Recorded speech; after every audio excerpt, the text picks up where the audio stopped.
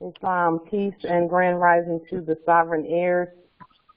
I am Justice Light Tajiri Bey in Capitis Diminutio Nolo, in proprio personas juris, in proprio solo, and in proprio heredis.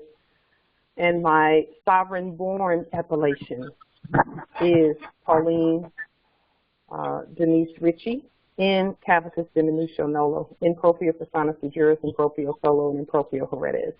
No United States corporation, company, citizen has personam jurisdiction over me, nor over any more. And we further hereby terminate all corporate contracts on the public record, for the public record, and letting the public record show. So, are there any updates, demonstrations that any of you have done? Oh, I didn't. Did I? Yeah. That you've done that you would like to talk about or discuss, or you have any questions about those demonstrations, etc. Islam. I'm getting feedback. Islam.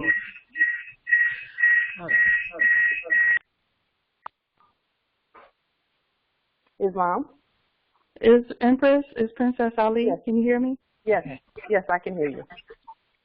Islam. So I just went to the grocery store the other day after listening to the call, and I was inspired, and I just made sure that my energy was right before I even got in the car. Went to the grocery store, went inside, and it so happened to I so happened to have the loudest, I guess most raggediest shopping cart because it drew a lot of attention to me. And everybody was commenting on how loud it was. And I'm walking around with no mask. So, I just went with the flow. And only one Albion came by me and started coughing with his mask on, and I just turned and went the other way. And then when I got to the self-checkout, one of the girls that works there came up to me, and she's like, "Oh, do you need help?" And I was like, "No." And then I needed help, and then I called her back. And so she was just talking and, saying nice stuff. And that's all. That's all that happened. And I went out, and I felt good. Islam. Yeah, Islam. That's huge, Empress. That's huge because I did not realize until recently going out with one of the Moors at how doing that demonstration can actually cause us to be a little fearful. And then when we do it, and get the result that we know we're going to get, which is compliance on the part of the subjects here on our land. It's a huge win for our confidence in our nationality and who we really are. That's a great demonstration, Empress. Thank you for sharing that with us. We needed to hear it. We need to hear all of the demonstrations that are being done in our territory so that we know how things are going. Is there anyone else? Yes, Islam. Yes. I had a similar experience to Princess Ali with one little caveat. I went into 3 stores, and they were all what you would call local stores, what we would call either Mexican or Central American stores. Mm-hmm. The first one I went into, I had to order some stuff, so I ordered and I said I'd come back in a bit. I went into the other one, and I'm looking around, can't find anything that I really want, but then I saw they had some things with some, what we call sweet bread, or Mexican sweet bread. And I decided, okay, I'm going to grab some of those. So I grabbed a tray and one of the holders, the grabbers, so you can pick up the stuff without picking up your hand. And as soon as I did to open the stuff, I heard a little voice say, "You can't do that, you have to wear a mask." So I turned around and I looked behind the counter. There was a little short,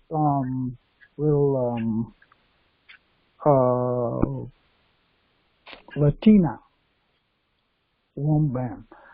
I said, what did you say? She said, you have to wear a mask. I said, well, you know, I don't wear masks. She said, well, our rule is that you have to wear a mask. So I asked her, you mean if I don't wear a mask, you're not going to sell me anything that I want? She said, no, because that's the rule. So I said, okay, and I left. I put the tray down and walked out. And I went back to the other store, which is right adjacent to that one. It is also, it's a restaurant. A bunch of people are sitting in there eating without masks, some walking with masks and stuff. I picked up my stuff from there, no problem. I just say, you know, sometimes just let it go. Because for me to do anything to the, at that time, it would have been challenging something that I didn't care to challenge, which essentially is actually a Moabitess who is kind of feeling her way around and talking. So it was a thought that I had, and I dropped it the moment it came up. I said, nope, I'm just going to go ahead and do what I'm doing because I really don't need the sweet bread anyway. And I walked out of there and left that. And the rest of the day went swimming next door that I went into, as usual, you know, no problem. People, a couple of them might look, you know, you look strange, you may not be human. That's a thought coming from them because you're not wearing a mask. But other than that, you know, the experience is great. I just look at people, and when I have a chance, I explain to them, you know, that mask is doing a lot more damage to you than you'd think, and I quickly tell them, and then I go about my business. Yes. That was my story. Islam. Islam. Islam. Islam. Islam, Empress. It's Tatali from Khalifa territory. Yes. So I have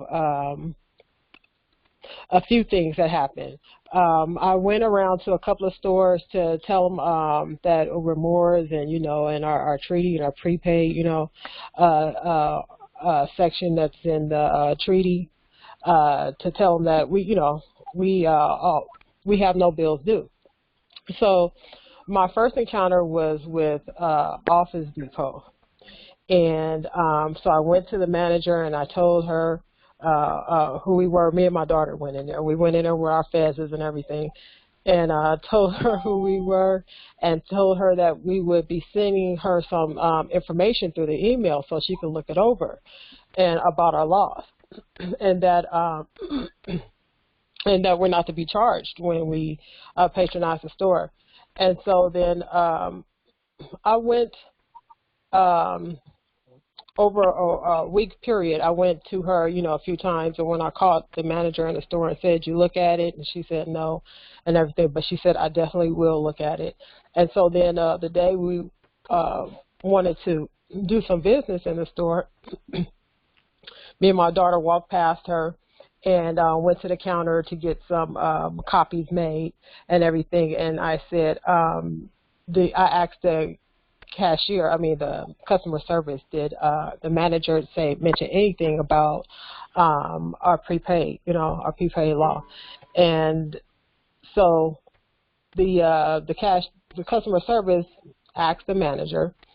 And so then the manager came back eventually to where we were getting our business done, and so she said that she didn't hear from the corporation yet. And I said, well, this law is, it's not a group decision, everybody's accountable for the law, and so, you'd be arrested if, you break the law. So she said, well, I haven't heard back from our corporation yet, but just take whatever you want. She said, don't charge them for anything. Just let them have it. But, she was like, but just don't come back to my store until I find out from the corporation. And so then I'll let that little piece go. Then I went to 3 places. I went to the Office Max, and then I went to the Safeway supermarket, and then I went to a grocery outlet supermarket. So I was checking all of them to see if they talked to the corporation, and so I went to Safeway, and then I talked to the manager there, and they said they did send the information up the chain, and they said, we want to know how to proceed. So I said, okay, well, do you do credit? You know, at your store, they say, no, we don't do credit. I said, well, do you do donations? Or, hey, you can do it any way you want, so I'm thinking. And so then they said, yeah, we do donations, like if somebody's a nonprofit or something like that, we'd give them what they need, or we give them a card with an amount on there so they can just spend. And so then I said, well, I'll get back to you, on that. We'll talk again. And then I went to the grocery outlet, and I talked to the manager there. And so then he asked, well, how do we proceed? And he said, you just going to grab stuff off the shelf and just run? I was like, no, we're going to do it in an orderly way. It's like if you do donations or something like that, because I'm learning, what they're thinking, and how they, and some of the ways that they would, that we would shop, on a prepaid, as a, doing a prepaid and stuff. And so, so I haven't gone back to any of those stores after they said that. So because I want to, address how we would shop, there. But I thought that was a good experience. I was expecting them to say, we don't know who you are, we don't know anything about the laws. I was expecting that. But when I heard, how do we proceed, that tripped me up, because I wasn't expecting to get that far, And so, so that's my experience there. I might still have to lean them and do all that kind of stuff, but at least I'm getting an idea of what to expect when we're dealing with them. So I yield. Yes. Okay. Islam, the great demonstrations. Let me tell you how that all works. They know that they are not supposed to be between us and our resources. So we Moors actually are the ones who are supposed to be governing those resources. And by governing, I mean that we're actually supposed to be working those places. We're supposed to be the head of all of the resources, okay, all of them. And the reason that we lien them and then we do a court action, because those must be done, and the reason that we changed out the money system and now we're using sovereign credit, which is the same ones and zeros that's been going back and forth all along, it's just we had not called them what they really are, just like we were not calling ourselves who we really are. And so the way that works is that the Moors, whenever we lien a place and we do a court action, the Moors then have to be prepared to work those resources, to work the resources. For example, the post office. Let's just hold on for just a moment. Let me see where that's coming from. Oh, okay.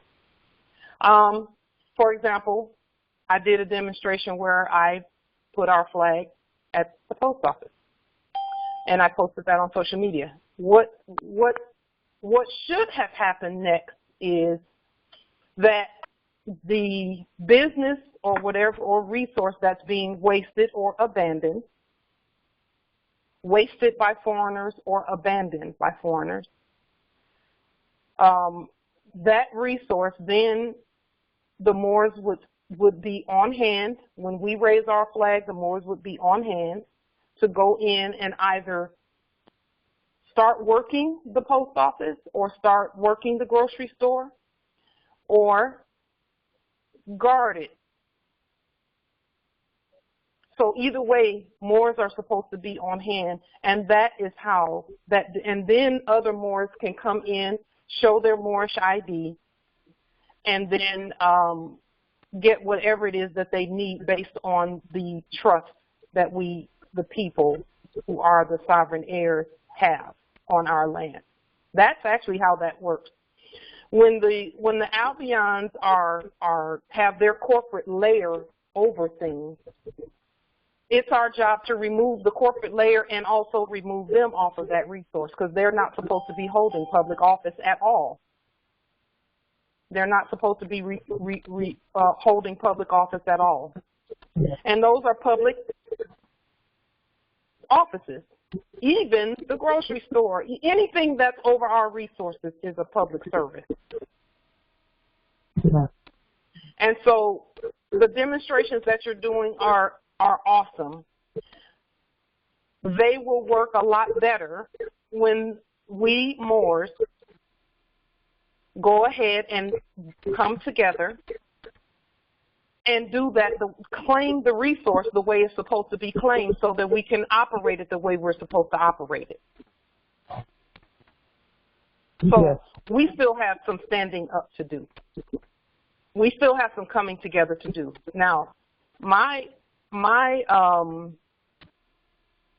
strategy for that, to make that happen in this territory, is to, I've gone to the ancestors and said, and that's going within, I'm going to the ancestors and saying, ancestors, when you're ready, or when you feel that the heirs are ready, send heirs to this territory who are ready to do that type of work, where we rightfully and lawfully are ready to secure the resource, whatever resource it is, whether it be, I'm going to mute you for just a moment, Empress, because there's some feedback coming from your line, if you don't mind. Is that okay?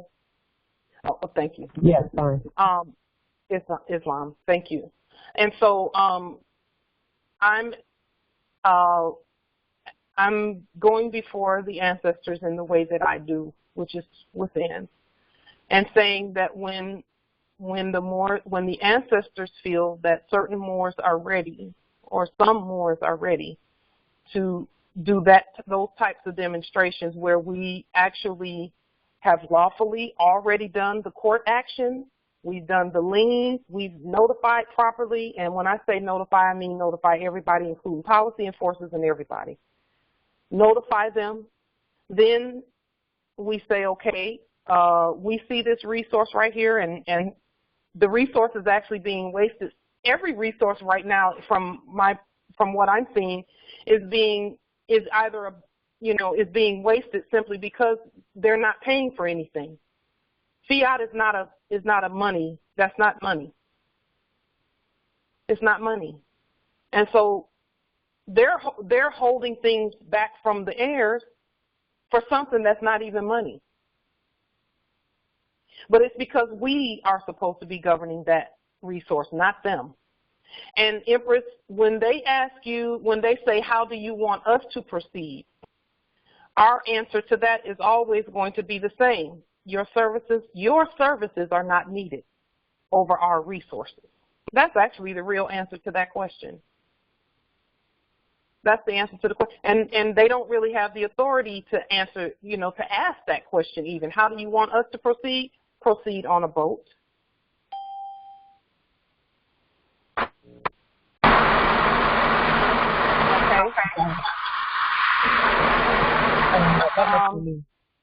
Empress Shaddai, there's a lot of feedback coming from but when you're ready to speak, Empress, just star 6, please.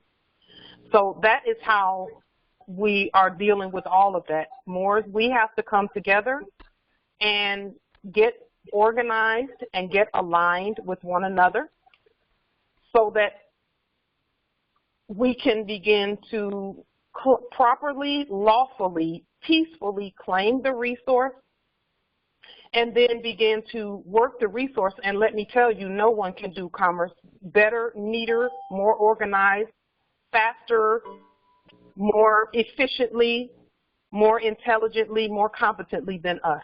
No one can do that more competently than us. No one. And it's time now to apply all that we know. And so when Moors are ready to come to this territory as led by the ancestors, because I can't tell, we can't tell sovereigns what to do. The ancestors have to do that because they're, that's just how this works. And when they're ready, because I think that this territory will be a great example for that. And that way we can get our schools and everything, which is what this call is about the schools. And we can start doing the claiming and all of the lawful things that we need to do here peacefully, so that we can be a model for other territories, and then we can show other territories how we've done things and, you know, that sort of thing. This territory is ready for that type of unity among the heirs. And when the heirs, you know, as the ancestors lead, the heirs will come, you know, so that, and they'll come ready to work and do the security work. I mean, from just for example, Empress,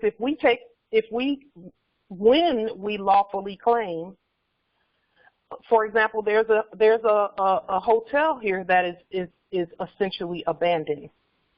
Essentially, they have a security person there who is claiming that, but we know that that's fraudulent. And when we do our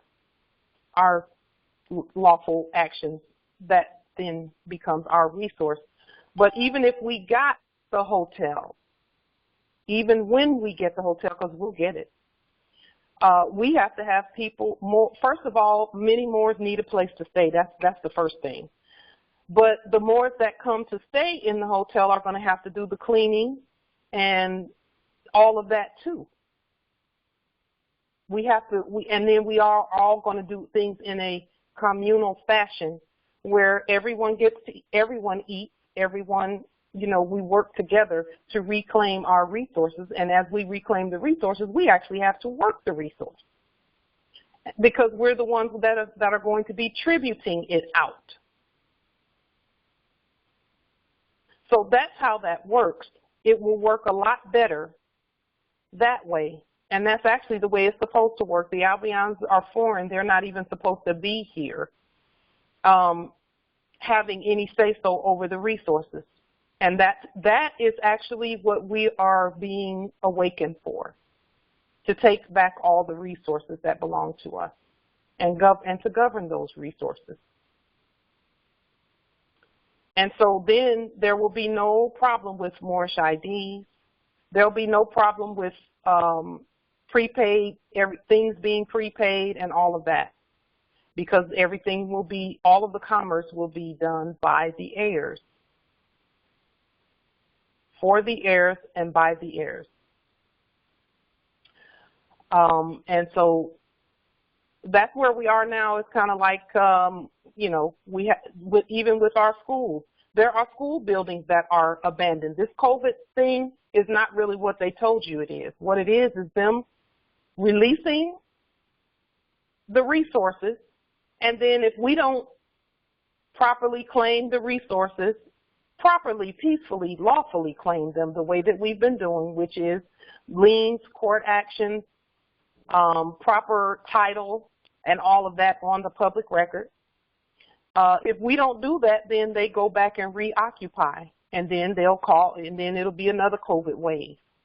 And then they'll release. When someone does an action, they'll release and say, oh, we got another wave of COVID, clear out the schools, clear out the, you know. And then if the Moors, all we have to do is liens, court actions in a unified manner, and then be prepared to go in and use the resource and keep it clean, keep it neat, make it better, fix it up, whatever needs to be done in there. We cannot call them for maintenance.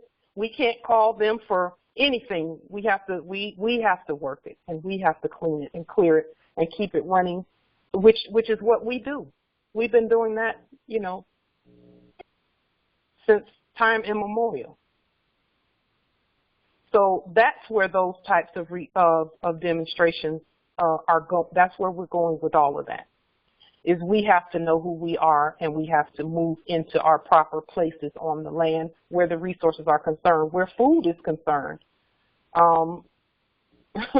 That's one of our resources. Grocery stores are on our land. That's one of our resources, Empress. So we You know, we have to be prepared to move that, and that is something we can do.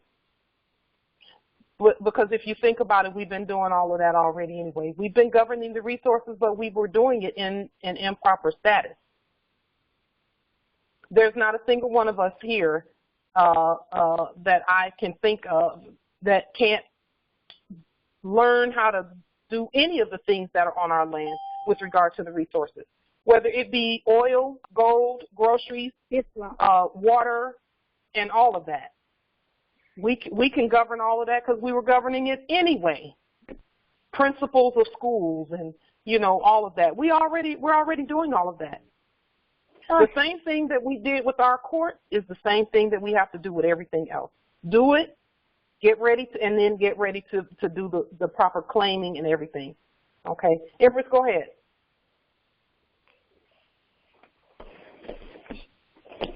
Go ahead, Empress. Oh, I thought you were going to say something. Okay. So that is the next step in what we're doing. That's the next step. Okay. And that is where we use our own moorishe money. That's how we do that. And we do what we do, all of the accounting and all of that is done by the heirs. That's the way it was, and that's the way it's going to be. In this territory, I'm excited because I know that there are more who have said that they are ready, you know, to come and let this be the model territory for setting up everything and governing our resources. The blueprint, yes, Islam. And so as the ancestors give them the divine urge to come, they will come. And, you know, so right now all we're doing is preparing for that. That's what we're doing in this territory, is preparing for the Moors to come and the Moors who are here to continue their demonstrations and all of that, because this is a huge territory. And there's a lot of resources here, as there are in all of the other territories as well. You know, but we need a blueprint territory to get everything started, and you know, we're ready. I know there are other territories that are ready too. So let's get it going. Let's get ready. That is also where, again, and we'll segue into our schools right now.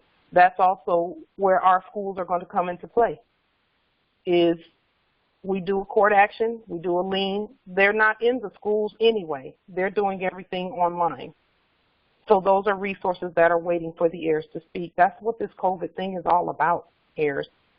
It's about, are the heirs ready to govern the resources? We know that. Everyone knows that. And we are ready. We've been doing it anyway. So with regard to the school piece, once we come together like that, it's going to be school with Moors, by Moors, for Moors. Erudition, teaching, and learning. And we get to do the curriculum. Curriculum's already being prepared right now. That's what this call is all about. Princess Ali, I wanted to, as we're going into the school aspect, the moorishe homeschooling, this homeschooling is in preparation to go into the school building, but we have to be prepared to go in first, and that's what this is all about, is, are we ready? That's the question that we're asking ourselves. No one else has the authority to ask us any questions. We are doing the asking of ourselves. Are we ready? The answer is yes. So if there are any empresses on the call, or anyone, any emperors as well, I don't want to leave out the emperors, who have contributing information to moorishe homeschooling, feel free to go ahead and contribute what you have. Princess Ali, I believe you have a menu information? Yes, Empress. Yes. So I'm going to yield the floor to Princess Ali so that she can give the information with regard to keeping our heirs healthy. They can live longer. They don't need vaccines, never have needed vaccines. Vaccines are for animals and not for the heirs. And that's what this is all about too. And again, Morris, this is how we escape all of that. We escape fake courts by being the court. We escape fake policy enforcers by being the law. We escape fake animal education and animal vaccines by doing it ourselves. Princess Ali, I yield the floor. Thank you, Empress. So do you still have the slides up? Yes, okay. I do. Okay, I could work off that. And then last week we talked about one of the products that I had put in the slides, and after doing some research, we found out, and because you let us know too, that it didn't seem to be that healthy. And so what we did was we traced the company back to Bill Gates, who put up the money to make this product Beyond Meat.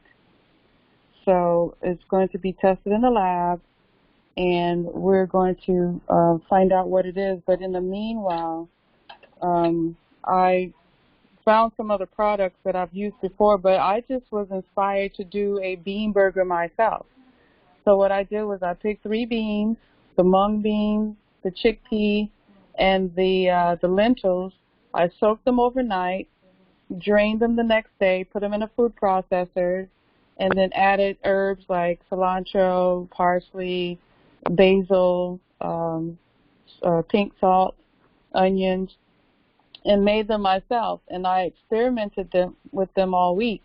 When they first came out, they were a little runny, so I added some chickpea flour to firm them up. And then toward the end of the week, when it was getting lower, I added some cooked quinoa with collard greens that were cooked in it, and then made it that way. So the way that you can make the burgers for your children is limitless. If you have even leftovers in the refrigerator, you can add them into the batter, if you will, and then make them that way. And that way you know that your children won't be bogged down with a lot of poisons and things that they don't need to have into their system. And then also I would recommend that, thank you, I would also recommend that that anything that you feed your children, read the ingredients in the grocery store. There's a difference between shopping at Piggly Wiggly and Whole Foods. Piggly Wiggly, people just take stuff off the shelf and throw it in the cart. But if you walk down the aisles of Whole Foods, you'll notice that people stop and they read the ingredients. And that's very helpful, so you won't have to take it home and, do all that stuff. So if you don't understand or realize what an ingredient is, Google it or do the research to find out what it is. A lot of times the foods that we have in the grocery store, you have to realize that some of those things are flammable.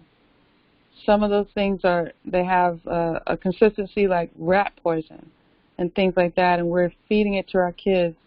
We did a study a few years ago to find out that they were putting nicotine in breakfast cereal. And so there's no need for that. And if you make your things at home, you'll have you'll know what is inside of the product. And then you can make that a chore or a class with your children to make their lunch, to grow their lunch. You can start growing the plants and go outside and get your basil and your cilantro. You can plant your trees to get your fruit. You can make your vegetables. You have a winter garden. You can have a spring garden. So there are a lot of ways to get the children involved. Whenever I used to do classes for the children on how to change the way they eat, some of them would say, we want to eat healthy, but our parents won't buy the food. And so I'm not promoting anybody over or any corporation over anything, but wherever you can find the food, the farmers markets are very, very helpful. And so I grew up on that food, and it's just the best that you can do for now. The minerals aren't in the ground like they used to be, but you can put the minerals in there, and you can tell the difference. So we have this slide that I did for the homeschooling, and let's see. Am I able to click, Empress? Okay. So the best foods for our best herbs for our children, fenugreek seed. It is my number one. I've been a naturopathic doctor for 12 years, and I came onto the naturopathic scene as a client or a patient. I was morbidly obese. I was wearing a size 30 dress, and I went to see a naturopathic guru in New York. 8 months later, I was down to a size 0 and released 256 pounds, and not, looking all crazy. I didn't go into the gym until my last month because I started losing a lot of muscle then. But he put me on a no flour, no sugar, no corn, no wheat, no soy.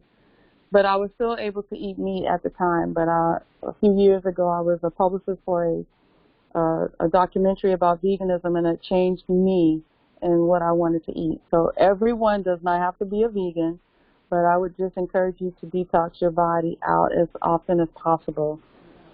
Fenugreek seed for me, for my clients with inflammation, is the number one seed because it takes it out. What you do is you can soak them overnight, you can boil it for the tea, and you can eat them after they're soaked, and you will notice pockets of phlegm will come out in every area. And a lot of times if a baby has inflammation, like what we call a cold or the flu, you just put some in their food or give them a half a bottle of it, and you'll see it come out of their poop everywhere. Their nose, they will throw it up. And then you have things like hemp milk. Hemp milk will actually bring inflammation out of the body as well. And so this way you can keep your children healthy and yourself healthy. Barberry bark is good for the liver and the fenugreek seed. And if you just let them boil it, that means, helping them prepare it in a small coffee pot with a filter. And then you pour the water in, let them drink that all day. They can have honey from a flower or cane sugar, which we remember the cane sugar that used to grow the canes. We would eat that, and it was the sweetest that you ever had. If you take cane sugar liquid and put some lime with it, it will bring phlegm out within an hour.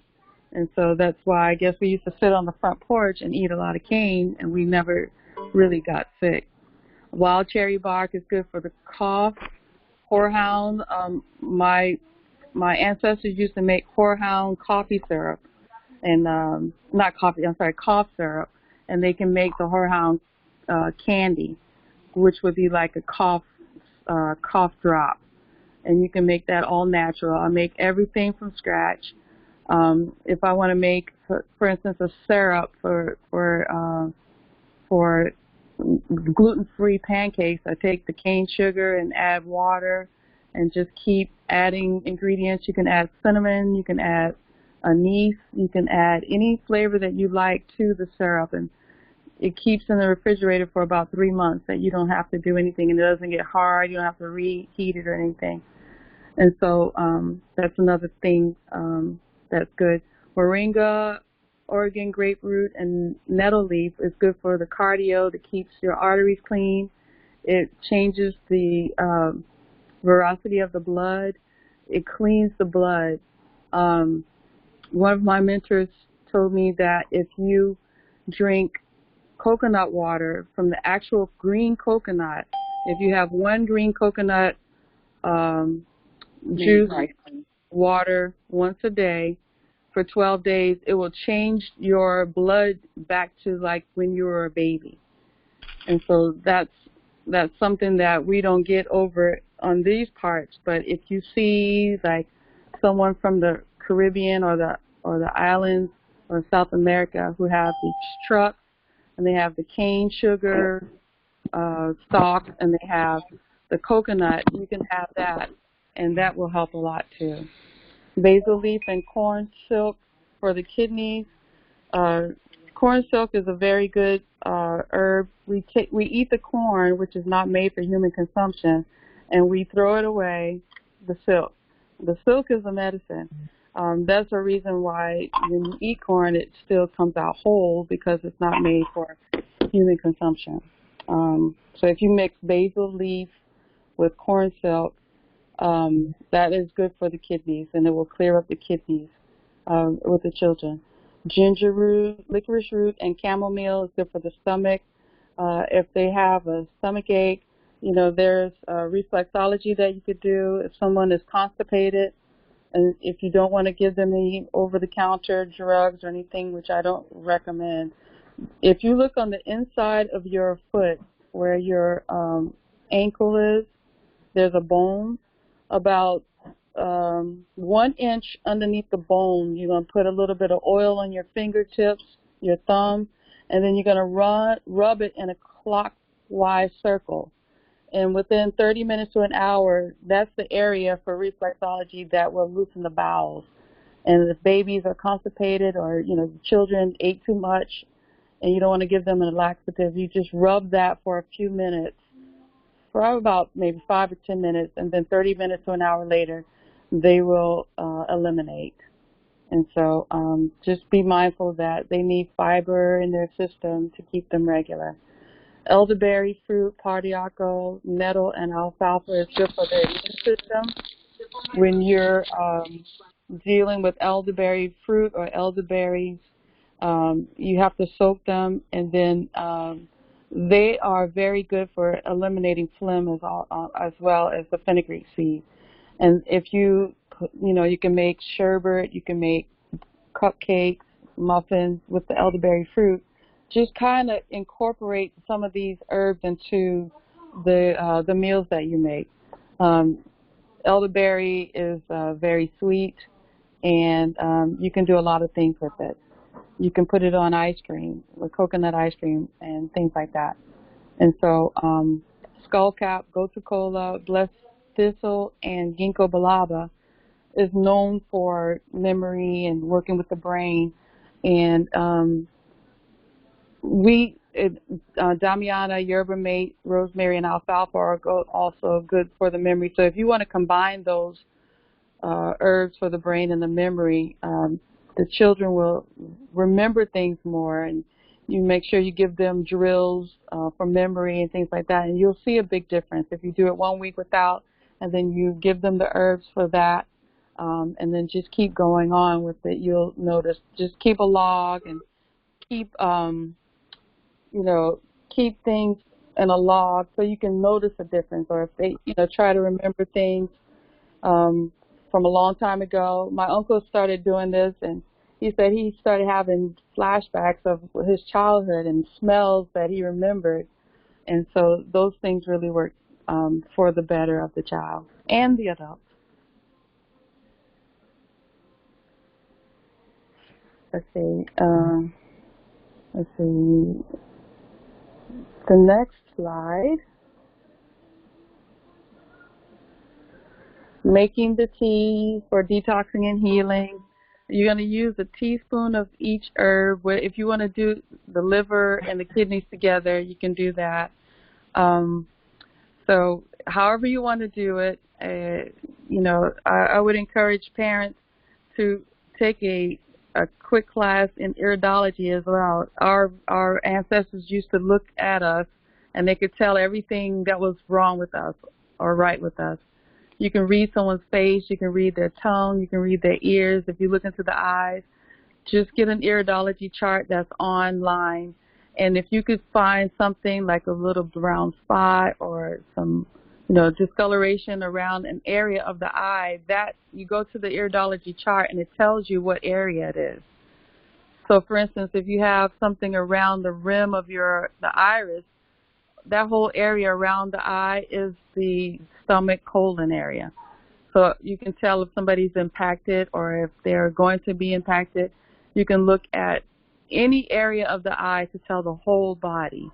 And so iridology is one of the things that I do. And so that's a great way to see if something's going on with your child, even if they can't point to what's bothering them. So you use a teaspoon of the herbs, and then you can get a little mini coffee pot and show them how to put the herb into the filter, put the filter in the pot, and then fill up the water, and then they can drink the tea lukewarm or cold. If you use any kind of sweetener, use raw cane sugar or honey from a flower. The bees are in crisis right now with all the cell towers, so we don't know where some of the honey is coming from, so that's why I recommend that you get it from a flower. And the real honey is a little more expensive than what they're putting out there, thickened syrup, so just be mindful of that. On the next slide, we have the organ clock that tells you what area, what 2 hours of the body that is in its purest, highest form. So if you're going to do the herbs for the kidney, say for instance, you would make the tea for them between 5 and 7 p.m. So that could be like a nighttime tea for them. And so a lot of times we might just mix everything together and drink it all day. That's fine too. But if you have an issue with an area, you can bring that area unto subjection by ministering to the area. And so you just do little things. You don't have to do it every day, but if there's an area that needs attention, and this is for adults too, if you have lung problems, you have to go between 3 a.m. and 5 a.m. So when you get up in the morning, if you get up by 5, you can drink it, but you don't have to necessarily drink it at that time. You don't have to get up at 3 to drink the tea, but just to know that there's a body clock, that areas you can do acupressure or drinking the tea or meditating, whatever you need to do to clean that area, then I would recommend using the body clock so you can get the maximum work done for it. Okay. Islam, Princess Ali. This is Valerie Price Bay. I'm a natural hairstylist. However, I've been studying science since I was a little child. And a lot of those ingredients that are herbs and flowers that you mentioned, I use it in my natural hair business. I create, I guess you would say potions for each client, because every client is different, and they are the best. Yeah. And I also ask them to ingest the fenugreek, the milk thistles, because the milk thistles I find is really great, not only for the hair follicle, but for the skin, as you said, the memory. So thank you. Oh, yeah, absolutely. We have so many things that Allah has placed on this plane for us that we are just rich. Yes, and so one of the things that I like about the milk thistle is that whenever you're dealing with skin issues, it's related to the liver, and that's one of the top 3 herbs for the liver. So if there's any kind of breakout or anything, it's the liver that's calling for help, asking to be detoxed. And so once you detox the liver, you kind of move a little bit more smoothly, and things start to clear up faster. So I appreciate you, and I appreciate that thought for hair. A lot of times we don't know the chemicals that we're putting in our hair, and hair products that are harmful to our body are a direct hit to the ovaries of the female, of the woman. And so whenever we think about ovarian cancer and having to have a hysterectomy and things like that, a lot of times it could be traced back to hair products or chemicals that we used a long time ago that are affecting us now. So it's always best to go natural. And also the female pads. There are so many chemicals in the pads that some women just bleed so heavily. And that's why they wind up having a hysterectomy, but they don't understand that it is the pads and those tampons. Yeah. And it's done on purpose. I yield. Empress, like Islam. you? Okay. Yeah, I was just going to say that now that we know that, we actually, like I was saying about the resources at the beginning of the call, we, when we're in charge of the resources and governing the resources like we're doing, like we're beginning to move into that area now, we can just move all of that stuff out of the way and have the Moorish scientists come up with ancient things that were used previously that we can, that are healthy for us. Yeah. That's where we're going. That's where we're going right now, Islam. And then also, I saw in the chat a little earlier, one of the empresses was saying, and rightfully so, that, you know, some of these grocery stores are very expensive, very expensive. And I have found that I generally just go out, like, for example, I didn't have lettuce the other day, and I decided, well, I still want to eat a salad, so I'm going to go out into the yard, and there's right here around in this area, there are different types of fruit trees that are around where I pulled leaves from a cherry tree that was nearby. I pulled some dandelion leaves off right out of the ground. I pulled some leaves off of a blackberry vine nearby. And then I just added some things that I had in the refrigerator to it so that I didn't have, and it was actually the best salad I've had in a long time. Because, you know, because we're using things right out of the ground, and the blackberries and dandelions are things that you can't get rid of them. I don't care what you do. Monsanto tried to get rid of them, can't get rid of them. Roundup doesn't kill them. It'll do a little bit of damage, and the next week they're back again. Well, those are the kinds of things we need to be ingesting and eating. Yeah. Is the long-lasting things that resist death, you know, those types of things. Islam. Michelle Howard Bay. I wanted to add a couple of things. It was a beautiful demonstration, Empress Princess, and a lot of the same natural ingredients you mentioned I use in my natural business, or my wellness center as well. And a couple of things that we need to remember are that if we can't put it into our mouths, we shouldn't put it on our bodies. So someone had mentioned about the things that we put on our bodies and the hair care and the different chemicals and things like that. And so in Ayurveda, the natural healthcare system that I provide information and erudite knowledge on, is the same thing. It's all back to nature. And with our children, even everything we have, everything that we need, we have. For example, even with the childbirthing, and if there was a mom who was having a breech birth, we could use moxibustion to naturally turn the baby. You know, so we have so many things that are available. We just have to remember that they're available. And I wanted to mention about the honey as an alternative because, you know, the bees have been scarce and in some part intentionally. There's something called honey powder that comes from the cactus flower, and it is delicious. And it's dried. So that was something that I wanted to add. And one more thing about picking things from the yard. Plantain, not the banana-looking fruit, but it's a leaf. It's great for all types of mosquito bites, insect bites, snake bites, helps to stop bleeding. It can work as a Band-Aid and a great substitute for spinach. Islam, I yield.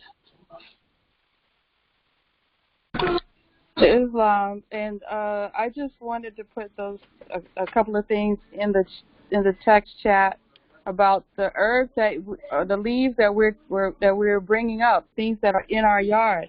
Every time I see that Roundup commercial about killing the dandelion weed, I want to lean them, because the dandelion is the #1 herb for the liver. And a lot of times what the ancestors used to do was they would pick their home, their domicile, by what was in the yard. And then sometimes the yard or the leaves would pick them. So if you have palmetto trees in your yard, then that means that somebody is going to come across your path that has prostate cancer or prostate problems. So you just have to remember that the cure is in the yard. And down south, they grow a lot of life everlasting, the leaf. I mean, it's a flower, it's yellow. And that was the cure for everything. Even like quinine, there's a reason why you cannot buy quinine in the stores anymore. And the only way that you can get it now is in tonic water. But most of the tonic water has corn syrup in it. So there's a store, Whole Foods makes it, and they use the cane sugar. So it's two natural products, the quinine and the cane sugar, are in the 365 tonic water. And if you talk to any of your grandparents or your older parents, they will tell you that they used to live on quinine. And quinine is the #1 supplement for malaria. So we don't need to spend trillions of dollars on a cure. We have to just go back to nature. Yes, Islam. Islam. Islam, can I camel back on that? With Princess, she said, get back to nature. It's only when we go against the laws of nature that the disease creeps in. So another reason for us to return to the ways of our ancient forebears. Islam. Islam. Islam. So the next slide talks about teaching your family how to play. We didn't have to have video games when I was growing up. We went outside and we played till we got dirty, and it was dusty outside. And then we came in, took our bath, did our homework, whatever. But we don't have children that are active enough these days, and you have to make them go outside and play in the sunshine. Vitamin D, sometimes you can't get that in a supplement or a plant. You can get it from sunshine, though. So when my grandmother used to hang out clothes or on the clothesline, we would be playing through. We'd go outside and experiment with the herbs and everything. And so we would come back and bring her leaves, and she would teach us how to recognize herbs. And so that's where I grew up. Going out and getting a bark. We didn't have. We were staying home from school today. What we did was we went out and got our flower, our leaf, our root, whatever it was, and boiled it. And then we had, success with that. And we didn't have missed days. And so another thing I wanted to talk about was providing your children with momentum to build something or to do something or to invent something. When my daughter was in the Sankofa online school for the Moorish children, they had to, in 8th grade math class, create a business. And so there was a girl, a young girl who developed an app, and she sold it for 99 cents. And over 1 million people downloaded her app. So in her class, she was able to become a millionaire just from a class. And so my daughter decided that she would she would help with the hairdresser that we knew down the street. I would do my herb stuff out of the shop, and then she would take the children downstairs and help them with their homework when the mother came in to get her hair done. And that way, when they got home, the homework was done, they got to play, and it was a beautiful thing. She went through the city of New York, and they came out and did an inspection and told her how many children she could have at one time and the time frame. And so encourage your children to do something other than follow these trends with these influencers that are paying them to say things like go vote and take this product, and you don't know if the person is taking the product or not. I only endorse things that I use myself. And I don't go to corporations asking for anything. I just do my research, and if it works for me, then I'm more willing to tell my client about it than anything. And so those two things I would love to see more of: children outside playing and starting their own businesses. Islam. Islam. Islam. Islam. I just need to contribute one thing to this, and it's about the pure cane sugar. Make sure it's pure. Do not use the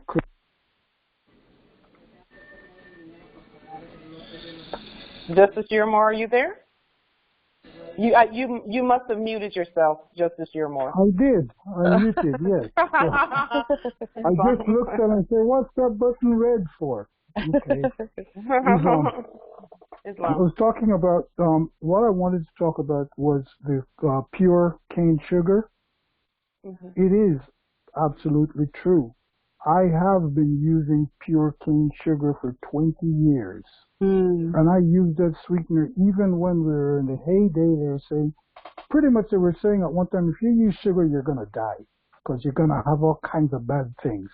And what that was, really, and if you use the crystallized sugar, which is refined sugars, that's exactly what's going to happen, because those refined sugars do not dissolve in anything. And in fact, they go in to the intestines and actually penetrate really all over the body and start to cut it up from inside. That's where people get bleeding inside. So always make sure it's pure cane sugar and unrefined. If you see refined, don't do it. Put it back on the shelf. Also, that very sugar, pure cane sugar, can give you, and you see it with children, in fact, from a long time ago. If you wanted to get the children, really get them some exercise, get some good candy and give them. And then in about 2 hours, they'll be knocked out and sleepy. But they will get a lot of exercise because they'll run around the place like they're nuts. But they get their exercise that way. So sugar really is great, and sugar substitutes are absolutely to be avoided because they're bad for you. Just wanted to add that part to the sugar part of it. Islam. Yes. In New York, if you are in Brooklyn or anywhere like that, you see the pickup trucks with the tarp on it with the people from Mexico or Costa Rica or the Caribbean. They sell the actual cane sugar stalks where they will cut it for you and they will put it through their presser, and you can get like a gallon of pure cane sugar, and you can just give it to you don't even need really anything. You can just drink it as a drink itself. But if you want to add a little bit of lime or add a little bit of lemon, that will knock anything out, all the inflammation out of your body. And then also about the sweeteners, stay away from sweet and low, stay away from equal. All of those things are chemicals and they cannot be broken down, like Grand Sheik Geomar said. And so, and then as the medical part for me, when I do a scan on my client, I can see when their pineal gland or their other glands are calcified. That comes from dairy and sugar that makes it hard. Anybody who has prostate cancer has inflammation hardened on their prostate, and that's all that is. They call everything cancer, but cancer is inflammation on an organ or a part that needs to be broken down or melted away. You can do that with the herbs, and then there is no cancer. I get calls every day, they can't find the cancer. Okay, they cannot find the inflammation that you are not housing anymore because you did a detox, you cleansed your body, and you're eating to live now. You're not eating to die. And so those calls come every day. Yes. Power. Islam. Yes. Islam. Islam. Islam. And Beautiful. so the next one is vegan menu for healing. I encourage you to use oatmeal. You can use water, or you can use hemp milk or coconut milk. Don't use the cow's milk because it's not made for us. The cow has milk for the calf. You don't see a dog nursing kittens. So don't eat something that is not made for us. You understand? You can make your own oat or hemp milk. It takes a little bit of practice, but you can get to that point. Otherwise, you can have the coconut milk, or you can have the hemp milk. An oat milk is also very good, as long as it doesn't have any added sugar or added anything, and that would be best. So I started making smoothies this week, so you can get the fruit and the vegetables. You could throw kale inside and bananas. You could just take a bunch of bananas and freeze them in advance, and then that way you could just pop out and put them in the Ninja or whatever you have to process it. And it actually kept me full for all day. I've been eating like 1 or 2 meals a day now, just doing the smoothies in the morning. And so the lunch is supposed to be the biggest meal of the day, and then the dinner is supposed to be the smallest. And so the lasagna, we use the brown rice pasta because brown rice is used to clean the colon. And you can add your vegetables. I maybe chop up or process collard greens, just different greens to add to the tomato sauce and the plant-based meat. And then layer with the vegan cheese. And you can make a very tasty lasagna. It doesn't have to taste like cardboard, which I didn't have a lot of choices back when I first became a vegan. But and like I said in the beginning, no one has to be a vegan. It's just whatever your system is telling you to do, then you could do it. And then when you go on a fast, you could fast something that you think is causing harm to your body. Do without it for 10 days. And if the condition clears up, then you can just not go back to it. Try it again. 10 days. Then and so what you can do then is just go back to eating the way you did, or don't go back if it's going to harm you. All right.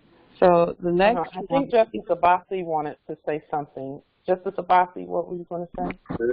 No, I was just going to chime in on her with those collard greens. Well, yesterday was the first time I had raw collard greens.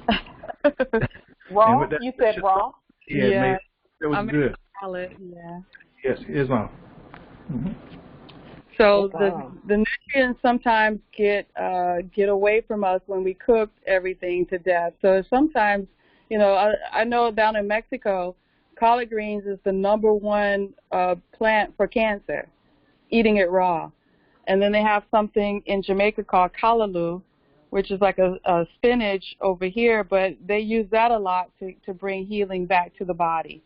And so which plant did you say was in Mexico that they use? Collard greens, but they eat them raw. Yeah. Yes. Islam. Yes. Islam, Princess, the callaloo is found throughout the Caribbean and used for those purposes. Yeah. It's absolutely, those kind of things, you grow up on them, and that's why, so I totally agree with that one, and just wanted to let you know, it's not just Jamaican. Okay. All Caribbean. Islam. Right. Islam. Also, I just wanted to say too, this is a little bit off, but not really. Don't be afraid to put water in the baby's bottles, the children, for the newborn moms, because I see some babies that don't ever have water. They're always having milk and formula. While we're talking about cleansing the system, because that's actually, just put as much. They actually could do water most of the time, and milk, breast milk, as well, and vacillate between those two things, because that's going to be another way to kind of set the system up for success and for elimination, so that when they get to the point where they can eat raw collard greens and all of that, and this is all a part of the moorishe homeschooling topic as well, is diet, is eating. And it's really not diet, because that word alone is something that we really kind of don't need to use. Yeah. We need to be living, eating to live, and you know, et cetera. So I yield for. Okay, and so what we're encouraging everyone to do is to make some changes. Like Emperor Abasi was over yesterday with us, and we made the coleslaw with purple cabbage and purple onions, and instead of corn syrup pickles, we use capers. And we used the vegan mayo, and I know that he enjoyed it. I gave him one of the bean burgers, and so we had quinoa with collard greens and avocado, and I make my dressing with organic ketchup, mustard, and vegan mayo. There's nothing fancy. It's, you know, just make your own stuff. Just experiment, because our ancestors did a lot, and they have a lot of traditions in the food and the herbs and all that stuff that we have gotten away from. And you will keep yourself out of a hospital or out of a doctor's office if you knew how to eat properly. And then, you know, getting rid of cancer for me and in my practice is very easy. We can do it in our sleep. But it will come back if you go back to eating the way that you did that made you sick. So if you eat this way for life, you won't have to worry about going to the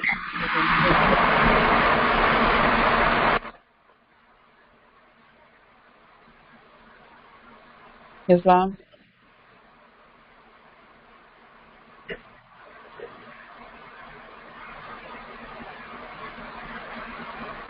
Islam. Okay. Go ahead, Empress. All right. So let's see. The next slide is.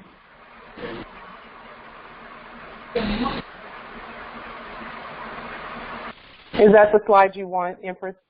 I can't see it on the screen. Okay, let me just. I can read it though. I can read it from my phone. Is it the 7-day breakfast menu? Yes, it is. On my screen. Can I just say something? I wanted to say how beautiful that plate looked, and that was also healing for the eyes, soothing to the eyes, and our food should look beautiful. And that image that was up on the screen was a very beautiful picture of a plate.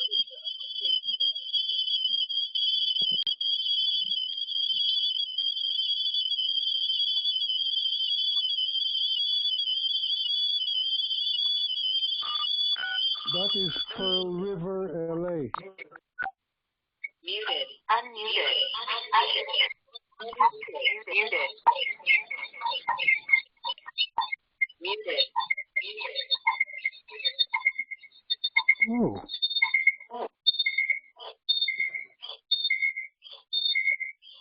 Hernando MS.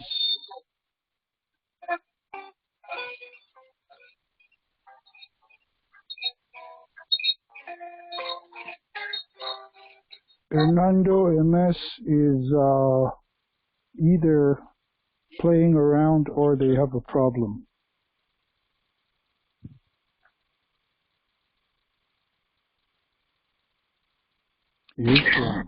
Islam. Can you still hear me? Yes, I can. Okay. I think Empress Light, you're muted. Yes, I can hear you too. Okay, all right. Okay. All right. So the 7-day menu, 7-day breakfast menu. This is like my 911 menus, and people come to me and they need a change within like 72 hours. They have to do something. So I just kind of put this together where people could see a difference. You know, when you do the breakfast, you can see a difference. If you what the goal is for us as humans is 15 minutes to an hour after you eat, you should be going to the bathroom to eliminate. It might take 2 weeks. It may take 2 months to get there, but you have to get there because that is important. To intake and not to expel is not being in balance. And so we have to always stay in balance. So our organs and everything has to get the nutrients from the food and then expel them. Just think about your body being like a juicer. You put the carrots in and you put in all the other things that go in, and then it spits out the peeling or the shell, and it just takes the liquid. You get the liquid from the inside, and so that's the way our body is supposed to take what we need and then expel the rest. And then that way it won't sit around or things like that. So Islam. The quickest way to get there, because you can get there within about 2 or 3 days, is drink more water than the amount of food that you eat. As a matter of, you can even do it as a partial fast. That's the quickest way to get to eliminating regularly, is cut down on the amount of food and go up real high on the amount of water that you take in. Islam, I yield. Islam. I did try that Empress Light after you suggested it, and it did make a difference. It really did. So I thank you for that.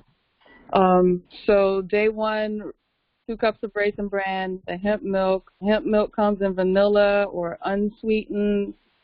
The baby bananas, I love the red bananas because they're closer to being somewhat of a Caribbean sort. They taste sweeter.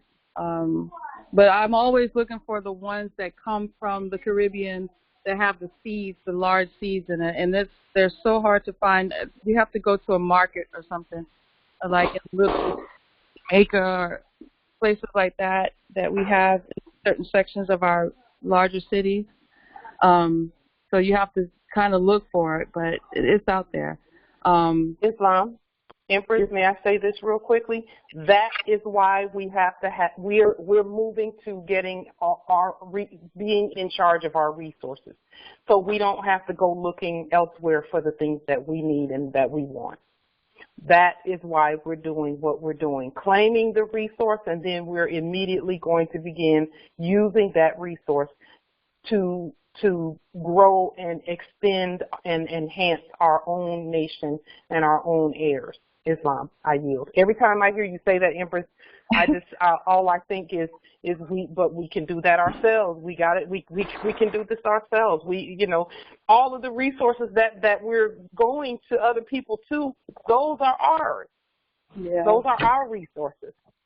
So anytime someone says, well, if you go down the street and up the right thing and you can get it from John and Biff and Bill, John and Biff and Bill are corporations that need to be leaned off of that and then put some more in there right away and have the Moors begin to tribute those items.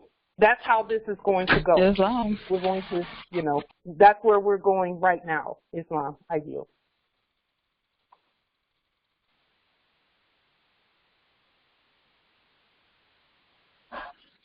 I think Empress Carla was going to say something. Empress Carla, were you going to say something earlier?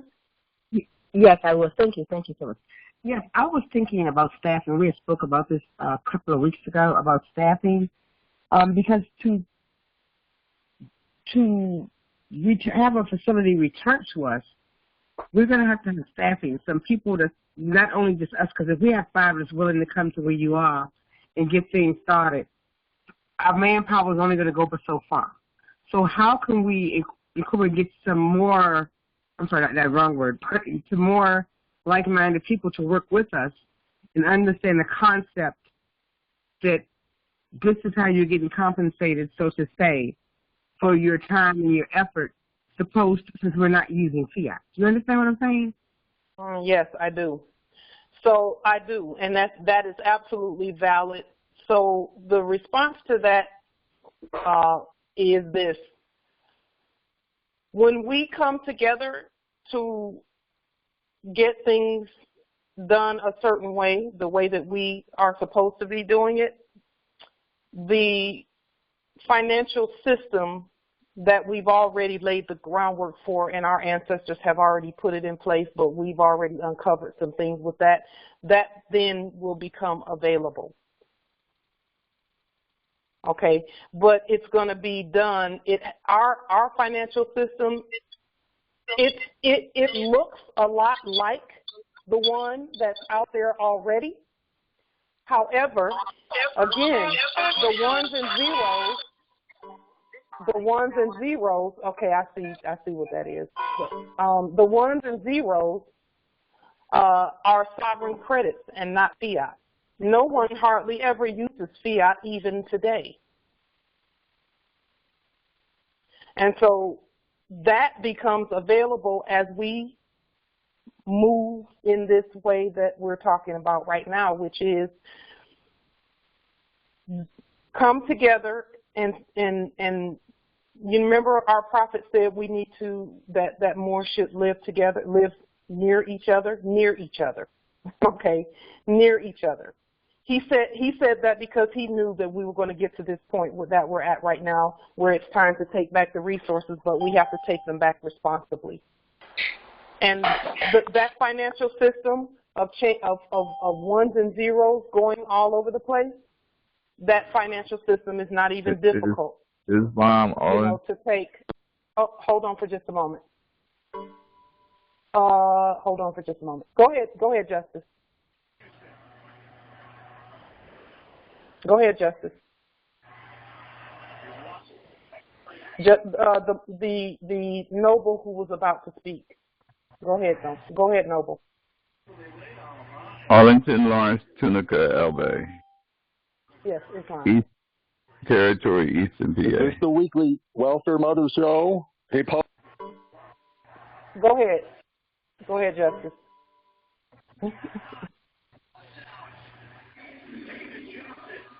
Were you going to say something, Justice? Okay. Islam, it was announced today on YouTube Live that gold and silver, the fiat is dead. And gold and silver, did you see it? I did not see it, but I knew it. Yes, I didn't see it, but so happy. Oh, my God. Yes. Yeah. And it's a wrap. And then they announced live birth. Instead of birth certificate, now live birth records. Mm-hmm. Isn't that something?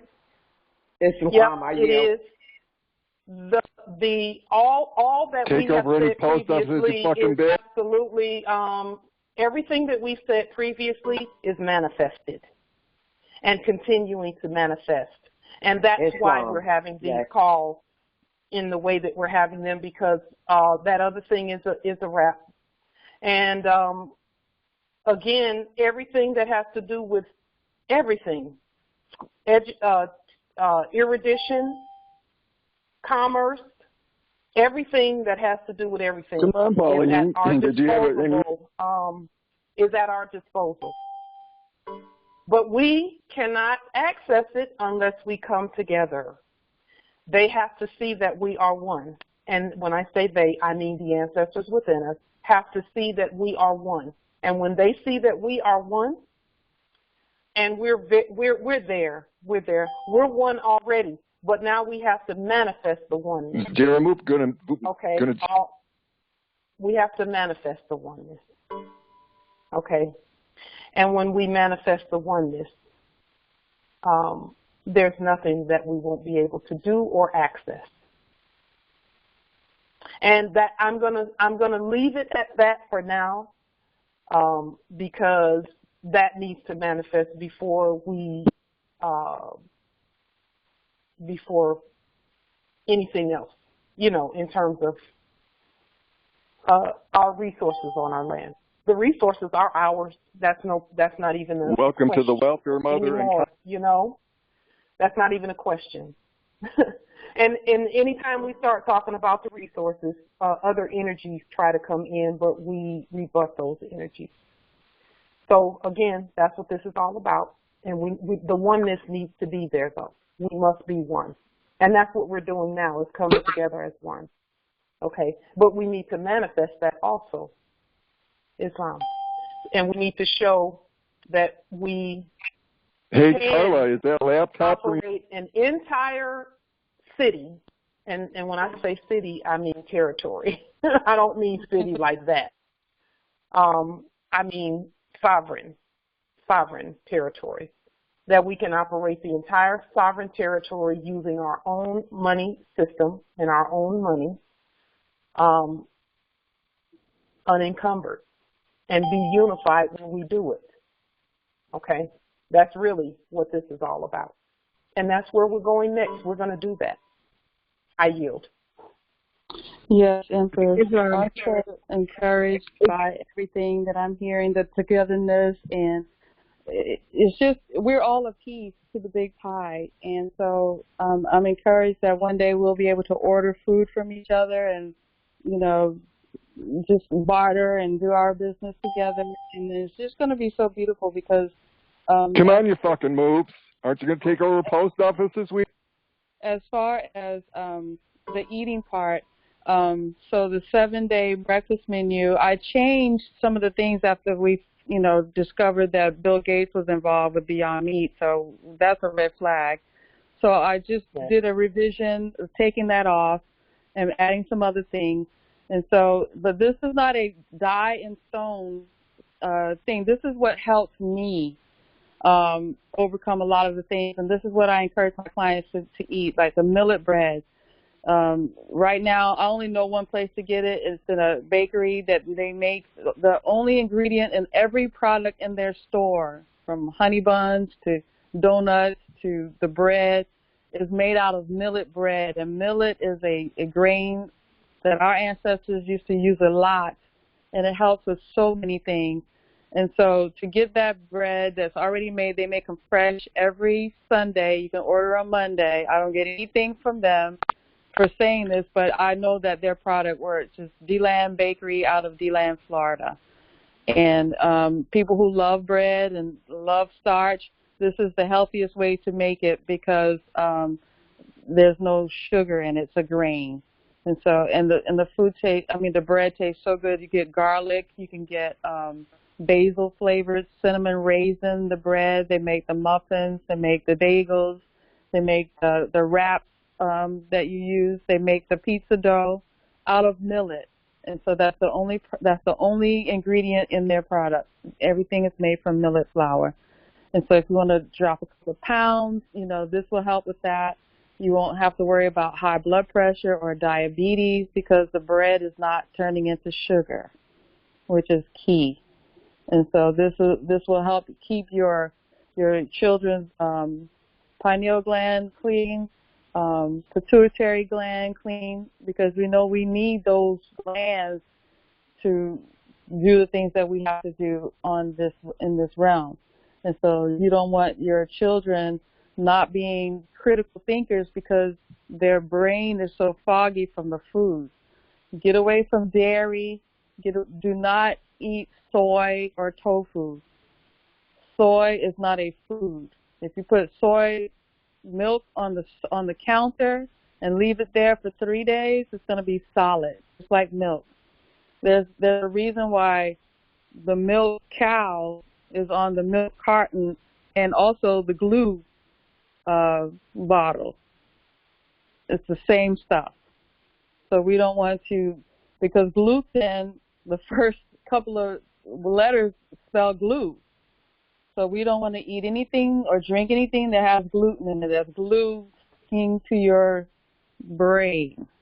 That's your brain sticking to your skull. And so those things are very critical. So the millet bagels, earth balance butter. I use earth balance butter because I grew up on a farm and we could smell the butter churning for miles. and I just like it. And it's just this Earth Balance butter, the red container, is the one that I've found that does not give me any kind of problems with my system. And this food is scientifically tasted by me because I have a machine that I use that scans the body. It takes 60 seconds, and it tells all the parts of the body, everything that's out of balance. And I could tell from stuff in my past, like if I fell and hit my head when I was 2, it's going to show everything. And so what I do is I taste these foods, test these foods, and then I take my scan, and if there's a smidget, a millimeter of a difference, I can catch it. And so these are the things that I've tested myself. Everybody is different, but this is like a generalized list of stuff. You can change to the things that you like, and you found that they're healthy. But I would encourage that that our parents used to clean us out, as they would say, every season. Give your child plenty of water and let them take a laxative. You can take Cinepod or Cineleaf and boil it, and that's chamomile. All those things that the herbs that are in love with your colon, make sure that your children gets that every quarter. Spring, summer, winter, and fall. Every time the seasons change, we had to get that black drop and that 666 and all that stuff that they used to give us. But we never missed school, and we never were sick. And so those things that are wanted to be passed down by our ancestors, I'm just a vehicle. Everybody here has an ancestor, and their ancestors trying to get them back to health by letting you remember what your grandparents used to give you, and your parents used to make you drink and make you eat. And so castor oil. Yes. A spoon full of castor oil. And I still use castor oil on my hair, and I ingest castor oil when I need to. Instead of all of that stuff that they call a cleanse, I just take a tablespoon of castor oil. And you talking about a cleanse? Islam. Islam.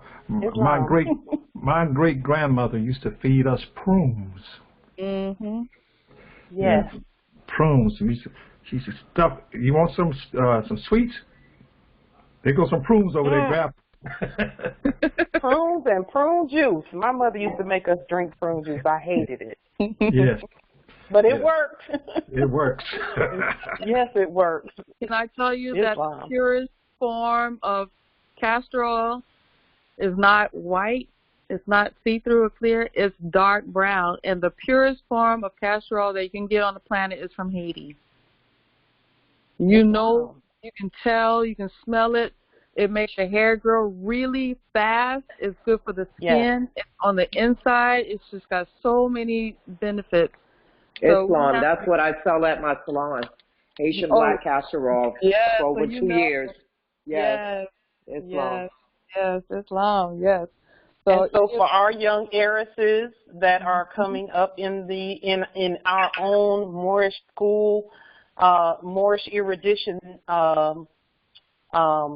nation, our own Moorish schools and Moorish erudition, I hesitate to use certain words. That's why I stop sometimes and just kind of think of a better word than the words that they use. But for our young heiresses, they're going to be so healthy by the time we put all of this in place, which is starting now actually, and then get them the proper erudition teaching and learning that they need about who they are and all of that, and passing all of this down to them, or up to them rather, because they're ascending as we're ascending, etc.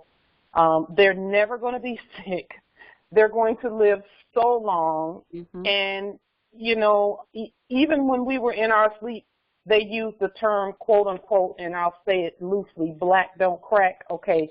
Even in our sleep with all the crappy poison and craziness that we were taking in, we still did okay. So just imagine now how much more, how much better it's going to be for us. You know, when from sun up to sundown and even everything in between, it's Moorish everything. Yes. for our heirs. That's where we're going. Islam. Yes. Islam. Islam. Mikhail Tunica El Bay.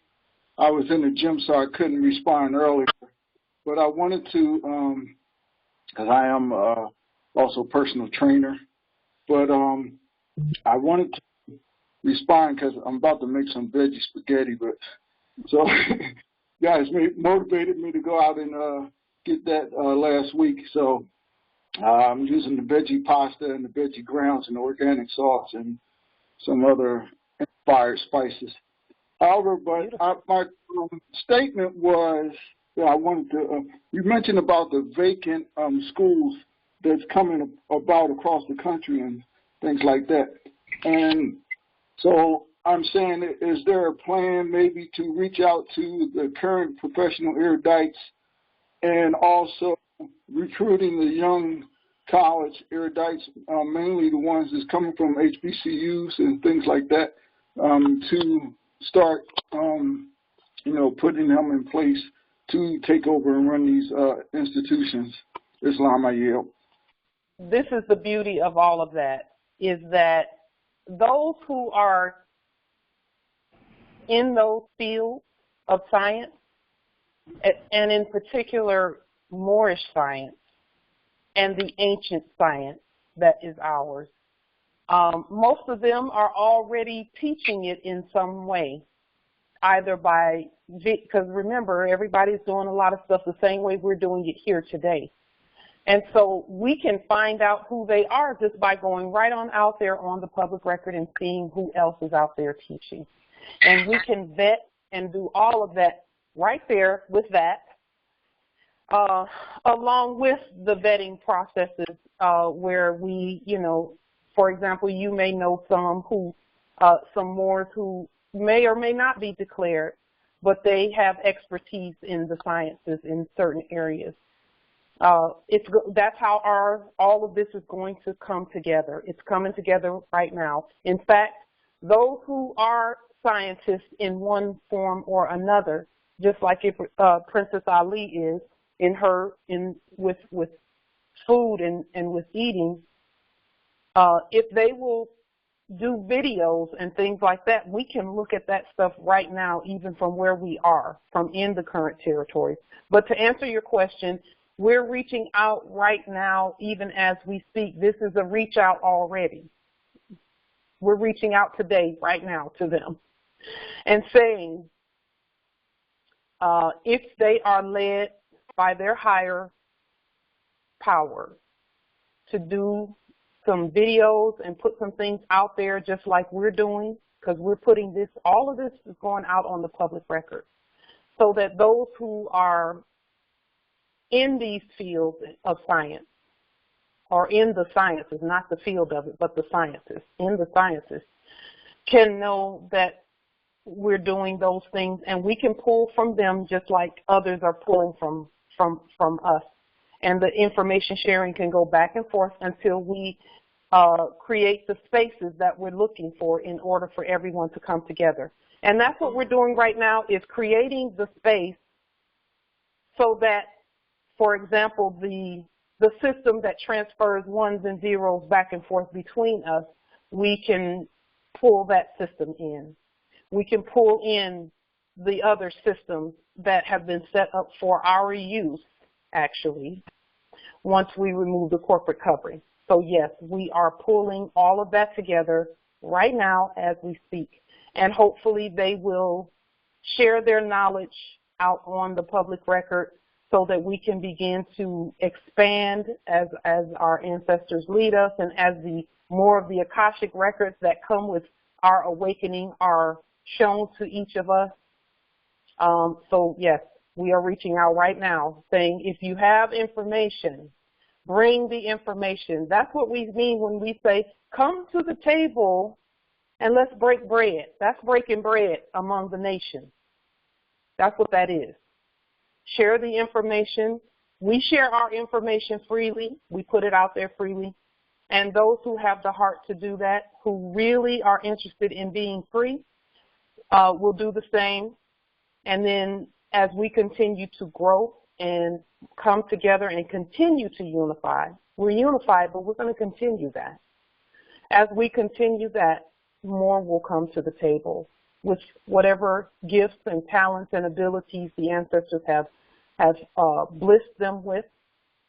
And we're going to make it happen. We're making it happen already. It's a done deal. It's a wrap. So to answer that question, yes, we're reaching out. And as they awaken, Justice Mikael, as they awaken, they're already going to be well-versed in the science. And then they'll know how to clean up that colonized part of what they learned. Because the HBCUs, we're glad they were here, but the information has to be cleaned up and made competent. Because as with everything that we learned in colonization, none of it was competent. It was all colorable. And so we have to clean it all up, and that's what we're here to do, is clean up the information as it comes. They're coming with the information. Many of us are coming with the information. Princess Ali has information. The justices here on the call, Empress Michelle, Grand Sheik Jiramore, I'm going to call him Grand Sheik Jiramore, we have several Grand Sheiks, Islam, are coming with the knowledge already, and it's being cleaned up and made fit for the heirs and fit for the nation. So I did expand a little bit far on that one, but I'll yield the floor at this time. Islam. I'm excited. That's why. Islam. Beautiful question.